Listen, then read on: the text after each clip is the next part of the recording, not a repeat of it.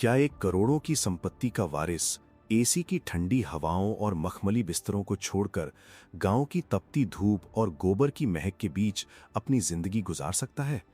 एक ऐसा लड़का जिसके इशारे पर शहर की हजारों लड़कियां जान छिड़कती थीं, आखिर क्यों वो एक भैंस चराने वाली साधारण सी लड़की के पैरों की धूल बन गया? आज की ये दास्तान उस प्यार की है जिसने अमीरी और गरीबी की दीवार को ऐसे ढहाया कि पूरा गांव दंग रह गया। शहर की सबसे ऊंची इमारतों में से एक खन्ना टावर्स के मालिक का इकलौता बेटा था आर्यन। आर्यन दिखने में जितना हैंडसम था, स्वभाव से उतना ही लापरवाह और घमंडी।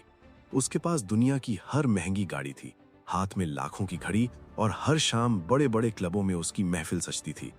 आर्यन के पिता मिस्टर खन्ना उसकी इन आदतों से बहुत परेशान थे। उन्होंने सोचा कि आर्यन को जीवन की असलियत दिखाने के लिए उसे कुछ समय के लिए अपने पुश्तैनी गांव रामपुर भेजना चाहिए। आर्यन ने बहुत मना किया, लेकिन पिता की जिद के आगे उसे झुकना पड़ा। अपनी चमकती हुई करोड़ों की स्पोर्ट्स कार लेकर आर्यन जब रामपुर की धूल भरी सड़कों पर पहुंचा तो गांव वालों के लिए वो किसी दूसरे ग्रह का प्राणी लग रहा था। आर्यन को गांव की कीचड़, वहां के मच्छर और सादगी से नफरत थी। वो बस दिन गिन रहा था कि कब उसके 15 दिन पूरे हों और वो वापस शहर की रंगीनियों में लौट जाए। गांव के किनारे एक बड़ी सी झील थी, जहां सुबह सुबह सारा गांव इकट्ठा होता था। एक दोपहर आर्यन अपनी गाड़ी के पास खड़ा होकर नेटवर्क ढूंढ रहा था, तभी उसकी नजर दूर झील के किनारे बैठी एक लड़की पर पड़ी। वो लड़की राधा थी। साधारण सी सूती साड़ी, माथे पर एक छोटी सी बिंदी और सादगी ऐसी कि मानो कुदरत ने उसे बड़े फुर्सत से बनाया हो। राधा के पास उसकी 4-5 भैंसें चल रही थीं। वो एक हाथ में छड़ी लिए बड़ी बेफिक्री से एक पुराना लोकगीत गुनगुना रही थी। आर्यन, जो शहर की बनावटी खूबसूरती देखकर ऊब चुका था, उसे राधा की उस सादगी ने पहली ही नजर में अपना गुलाम बना लिया। आर्यन को लगा कि शायद ये भी शहर की लड़कियों की तरह उसकी महंगी गाड़ी देखकर पास आएगी। वो टशन में अपनी गाड़ी का दरवाजा खोलकर राधा के पास पहुंचा और बड़े स्टाइल में बोला, सुनो, क्या यहाँ पास में कहीं अच्छी कॉफी मिलेगी? राधा ने मुड़कर आर्यन को देखा। उसकी आंखों में कोई लालच या चमक नहीं थी, बल्कि एक अजीब सी बेरुखी थी। उसने बिना डरे जवाब दिया, साहब, ये गांव है, यहाँ कॉफी नहीं, भैंस का शुद्ध दूध मिलता है।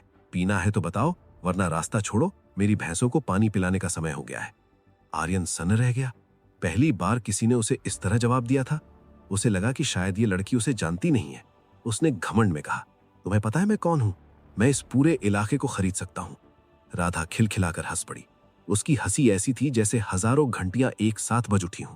उसने कहा, जमीन खरीद सकते हो साहब, पर यहाँ की खुशबू और हम जैसे लोगों का आत्मसम्मान नहीं। आप शहर के रईस होंगे, पर यहाँ आप सिर्फ एक मुसाफिर हैं। राधा अपनी भैंसों को हाँकते हुए आगे बढ़ गई और आर्यन वहीं धूल में खड़ा उसे देखता रह गया। उस रात आर्यन को आलीशान बिस्तर पर नींद नहीं आई। उसके दिमाग में बस राधा की वो बेबाक हंसी और उसकी सादगी घूम रही थी। उसे एहसास हुआ कि उसने अब तक सिर्फ जिस्म देखे थे, रूह पहली बार देखी है। लेकिन आर्यन को क्या पता था कि इस प्यार की राह में गांव की रंजिशें और उसके पिता का क्रोध एक ऐसी दीवार बनकर खड़े होंगे जिसे पार करना नामुमकिन होगा। आखिर क्या होगा जब गांव के दबंग प्रधान को पता चलेगा कि शहर का ये लड़का उनकी बेटी राधा के पीछे घूम रहा है? और आर्यन के पिता जब अपनी होने वाली बहू को गोबर उठाते देखेंगे तो उनका क्या अंजाम होगा? अगले कुछ दिन आर्यन के लिए किसी सपने की तरह थे। शहर का वो लड़का जो सुबह 11 बजे से पहले सोकर नहीं उठता था, अब सूरज निकलने से पहले ही झील के किनारे पहुंच जाता। आर्यन ने अपनी महंगी गाड़ियां छोड़ दी थीं और अब वो साधारण कुर्ता पायजामा पहनकर गांव की गलियों में घूमने लगा था। राधा उसे रोज देखती, कभी गोबर के उपले पाते हुए तो कभी अपनी भैंसों को नहलाते हुए। आर्यन बस दूर खड़ा उसे निहारता रहता। एक दिन आर्यन ने हिम्मत जुटाई और राधा के पास जाकर बोला, राधा, क्या तुम मुझे भी ये काम सिखा सकती हो? मैं जानना चाहता हूं कि इस मेहनत में क्या सुकून है। राधा ने मजाक उड़ाते हुए कहा, साहब, आपके मखमली हाथ इन खुरदरे कामों के लिए नहीं बने। एक दिन गोबर की गंध लगेगी तो शहर भाग जाओगे। लेकिन आर्यन डटा रहा। उसने सच में राधा के साथ मिलकर भैंसों को चारा डालना और कुएं से पानी खींचना शुरू कर दिया। गांव वाले ये देखकर हैरान थे कि करोड़ों का वारिस एक गरीब लड़की की खातिर मिट्टी में मिल रहा था। धीरे धीरे राधा का दिल भी पिघलने लगा। उसे समझ आ गया कि आर्यन का प्यार कोई दिखावा नहीं, बल्कि सच्ची तड़प है। एक शाम जब सूरज ढल रहा था और आसमान सिंदूरी हो गया था, आर्यन ने राधा का हाथ थाम लिया और कहा, राधा, मैं तुम्हें शहर ले जाकर रानी बनाकर रखना चाहता हूँ। तुम बस एक बार हाँ कह दो। राधा की आंखों में आंसू आ गए। उसने कहा, आर्यन, हम दो अलग दुनिया के लोग हैं। मेरे पिता इस गांव की इज्जत के लिए जान दे सकते हैं, पर एक शहरी लड़के को कभी स्वीकार नहीं करेंगे। और आपके पिता, क्या वो एक भैंस चराने वाली को अपनी बहू बनाएंगे? अभी उनकी बात खत्म भी नहीं हुई थी कि गांव के प्रधान यानी राधा के पिता ठाकुर बलवंत सिंह वहां अपने गुंडों के साथ पहुंच गए। ठाकुर साहब ने आर्यन को राधा के करीब देख लिया था। उनका खून खौल उठा। उन्होंने चिल्लाकर कहा, शहर के छोकरे, तेरी हिम्मत कैसे हुई मेरी बेटी का हाथ पकड़ने की? तुझे लगा कि तू पैसे के दम पर हमारी इज्जत खरीद लेगा? ठाकुर के गुंडों ने आर्यन को पकड़ लिया और बेरहमी से पीटना शुरू कर दिया। आर्यन लहूलुहान हो गया, लेकिन उसने एक बार भी हाथ नहीं उठाया। वो बस राधा की तरफ देख रहा था। राधा अपने पिता के पैरों में गिर गई और भीख मांगने लगी। बापूर, इसे छोड़ दो, इसकी कोई गलती नहीं है। ठाकुर साहब ने गुस्से में ऐलान किया कि आज रात ही राधा की शादी पड़ोस के गांव के जमींदार से होगी और इस लड़के को काल कोठरी में डाल दो, सुबह इसे गांव की सीमा से बाहर फेंक देना। उसी वक्त आर्यन के पिता मिस्टर खन्ना भी गांव पहुंच गए। जब उन्होंने अपने इकलौते बेटे को खून से लथपथ देखा तो उनका गुस्सा 7वें आसमान पर पहुंच गया। उन्होंने अपनी पिस्तौल निकाल ली और ठाकुर की तरफ तान दी। पूरा गांव अब एक जंग का मैदान बन चुका था। एक तरफ शहर की ताकत और दौलत थी और दूसरी तरफ गांव की आन और मर्यादा। दोस्तों, क्या आर्यन और राधा का प्यार इस दुश्मनी की बलि चढ़ जाएगा? क्या मिस्टर खन्ना एक गरीब चरवाहे की बेटी को अपनी बहू के रूप में स्वीकार करेंगे? और उस रात राधा ने गांव की पंचायत के सामने ऐसा क्या किया कि पूरा गांव दंग रह गया? रात का सन्नाटा रामपुर गांव की चौपाल पर चीख रहा था।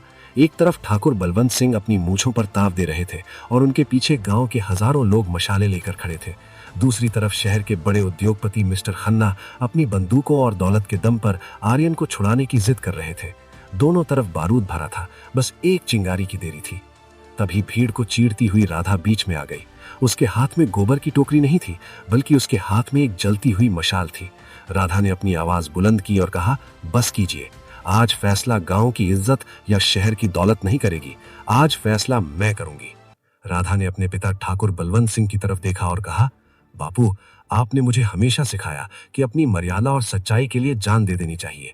तो सुनिए, आर्यन ने मुझे नहीं बहलाया, मैं खुद इनके पास गई थी, क्योंकि जिस प्यार और सम्मान को मैं इस गांव के मर्दों में ढूंढती थी, वो मुझे शहर के इस शहजादे में मिला, जिसने मेरे लिए अपनी मखमली दुनिया छोड़ दी और गोबर उठाना स्वीकार किया। ठाकुर साहब ने गुस्से में राधा को थप्पड़ मारना चाहा, लेकिन आर्यन ने बीच में आकर उनका हाथ पकड़ लिया। आर्यन ने धीमी पर मजबूत आवाज में कहा, ठाकुर साहब, मारना है तो मुझे मारिए, पर राधा पर हाथ मत उठाइए। मैं शहर की रईसी आपके चरणों में रख सकता हूं, पर राधा को छोड़ने की बात मत कीजिए। पूरा गांव सन्न रह गया। मिस्टर खन्ना भी अपने बेटे का ये रूप देखकर दंग थे। उन्होंने कभी नहीं सोचा था कि उनका बिगड़ा हुआ बेटा किसी की खातिर अपनी जान हथेली पर रख देगा। तभी राधा ने पंचायत के सामने एक ऐसी शर्त रखी जिसने सबके होश उड़ा दिए। राधा ने कहा, अगर आर्यन वाकई मुझसे प्यार करते हैं तो इन्हें अपनी करोड़ों की जायदाद और शहर का ऐशो आराम छोड़कर हमेशा के लिए इसी गांव में एक साधारण किसान बनकर रहना होगा। और अगर मिस्टर खन्ना को अपनी बहू चाहिए तो उन्हें अपनी दौलत का घमंड भूलकर मेरे बापू के आगे हाथ जोड़कर मुझे मांगना होगा। क्या आप दोनों को ये मंजूर है? हवा का रुख बदल गया था। मिस्टर खन्ना के लिए अपनी नाक नीची करना मुमकिन नहीं था और ठाकुर के लिए एक शहरी दामाद स्वीकार करना मौत जैसा था। उसी वक्त गांव के मंदिर की घंटी बजी। आर्यन ने अपने पिता की तरफ देखा और उनके पैरों में गिर गया। उसने कहा, पापा, मुझे पैसा नहीं चाहिए, मुझे राधा चाहिए। मिस्टर खन्ना की आंखों में पहली बार आंसू आए। उन्हें समझ आ गया कि उनका बेटा बदल चुका है। उन्होंने अपनी पिस्तौल नीचे रख दी और बड़े भारी मन से ठाकुर बलवंत सिंह की तरफ कदम बढ़ाए। क्या मिस्टर खन्ना अपना घमंड छोड़कर ठाकुर के आगे झुकेंगे? क्या ठाकुर अपनी बेटी की खुशी के लिए अपनी सालों पुरानी रंजिश भुला पाएंगे? और उस रात गांव की सीमा पर ऐसा क्या हुआ कि हजारों की भीड़ दंग रह गई। मिस्टर खन्ना के कदम जैसे जैसे ठाकुर बलवंत सिंह की ओर बढ़ रहे थे, चौपाल पर सांसें थम सी गई थीं। शहर का वो सबसे बड़ा उद्योगपति जिसके सामने सरकारें झुकती थीं, आज एक गांव के प्रधान के सामने सिर झुकाने वाला था। खन्ना साहब ने अपनी महंगी रेशमी रुमाल से माथे का पसीना पोंछा और ठाकुर के बिल्कुल करीब जाकर रुक गए। खन्ना साहब ने अपने दोनों हाथ जोड़े और भारी आवाज में कहा, ठाकुर साहब, आज तक मैंने दुनिया को सिर्फ पैसे के तराजू में तौला है, लेकिन मेरे बेटे ने आज मुझे बता दिया कि दौलत से घर बन सकते हैं, पर परिवार और प्यार नहीं। मैं अपने बेटे की खुशी के लिए अपनी सारी अकड़ आपके चरणों में रखता हूं। क्या आप मेरी बहू के रूप में राधा का हाथ मेरे बेटे को देंगे? पूरा गांव सन्न रह गया। किसी ने सपने में भी नहीं सोचा था कि शहर का वो बड़ा आदमी एक किसान के आगे हाथ जोड़ देगा। ठाकुर बलवंत सिंह की मूछें अभी भी तनी हुई थीं, लेकिन उनकी आंखों में अपनी बेटी के लिए ममता जाग उठी थी। उन्होंने आर्यन की तरफ देखा, जो जमीन पर बैठा अभी भी मुस्कुरा रहा था, जैसे उसे अपनी जीत का यकीन हो। ठाकुर ने धीमे से कहा, खन्ना साहब, आपने हाथ जोड़ लिए, ये आपकी बड़प्पन है, लेकिन मेरी शर्त अभी भी वही है। राधा शहर नहीं जाएगी। अगर आपके बेटे को मेरा दामाद बनना है तो उसे इसी मिट्टी में पसीना बहाना होगा। क्या आपका ये लाडला बेटा सुबह 4 बजे उठकर हल चला पाएगा? क्या ये गोबर की महक के बीच अपनी जिंदगी गुजार पाएगा? आर्यन ने बिना एक पल गंवाए जवाब दिया, मुझे मंजूर है ससुर जी, मैं अपनी सारी जायदाद आपके नाम कर सकता हूँ। बस मुझे राधा के साथ इस गांव की शुद्ध हवा में जीने का मौका दे दीजिए।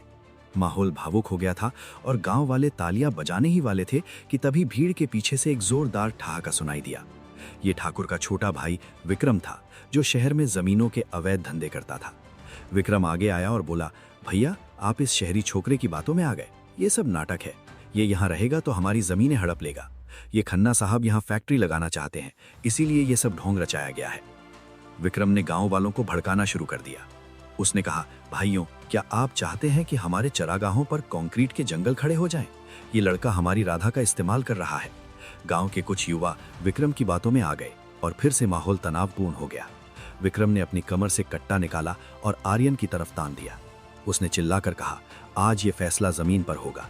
अगर ये लड़का वाकई किसान है तो इसे अभी इसी वक्त सांडों की उस लड़ाई में उतरना होगा जो कल होने वाली थी। अगर ये जीत गया तो राधा इसकी, वरना इसकी लाश शहर वापस जाएगी। राधा चीख पड़ी, नहीं बापू, ये पागलपन है। आर्यन ने कभी ये सब नहीं किया। लेकिन आर्यन खड़ा हो गया। उसने अपनी फटी हुई कमीज उतारकर फेंक दी और कहा, मुझे मंजूर है। अगर अपनी मोहब्बत को साबित करने के लिए मुझे मौत से भी लड़ना पड़े तो मैं तैयार हूं।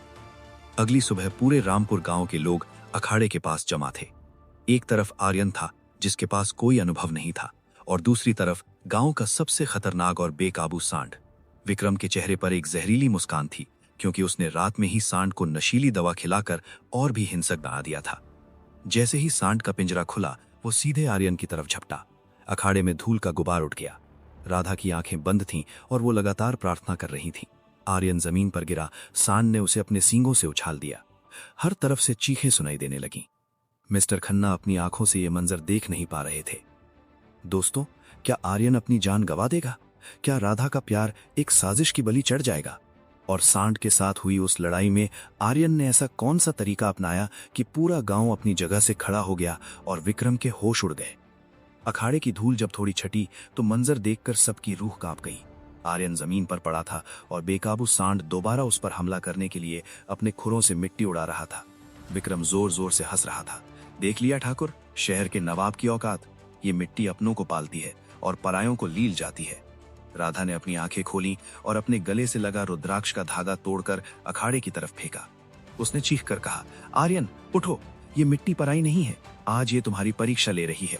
अगर तुम सच्चे हो तो ये जानवर भी तुम्हारे आगे झुक जाएगा। राधा की आवाज आर्यन के कानों में बिजली की तरह गूंजी। लहूलुहान आर्यन धीरे धीरे खड़ा हुआ। उसकी आंखों में अब डर नहीं, बल्कि एक अजीब सा सुकून और मजबूती थी। उसने सांड की आंखों में आंखें डाली। सांड जैसे ही दोबारा झपटा, आर्यन हटा नहीं, बल्कि उसने सांड के भारी भरकम सींगों को अपने दोनों हाथों से जकड़ लिया। पूरा गांव अपनी जगह से खड़ा हो गया। एक शहर का लड़का, जिसने कभी जिम के अलावा पसीना नहीं बहाया था, आज साक्षात मौत से दो दो हाथ कर रहा था। सांड ने उसे पटकने की पूरी कोशिश की, लेकिन आर्यन के पैर गांव की उस कच्ची मिट्टी में ऐसे धंस गए थे जैसे किसी पुराने बरगद की जड़ें। आर्यन ने अपनी पूरी ताकत झोंक दी और धीरे धीरे सांड का सिर नीचे की तरफ झुकाने लगा। अजीब चमत्कार हुआ।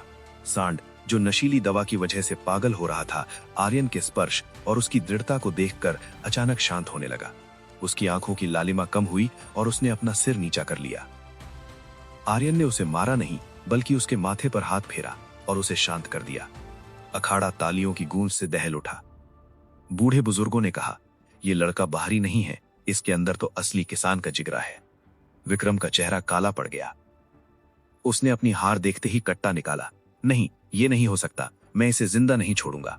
लेकिन इससे पहले कि वो ट्रिगर दबाता, ठाकुर बलवंत सिंह ने एक जोरदार मुक्का विक्रम के चेहरे पर जड़ा।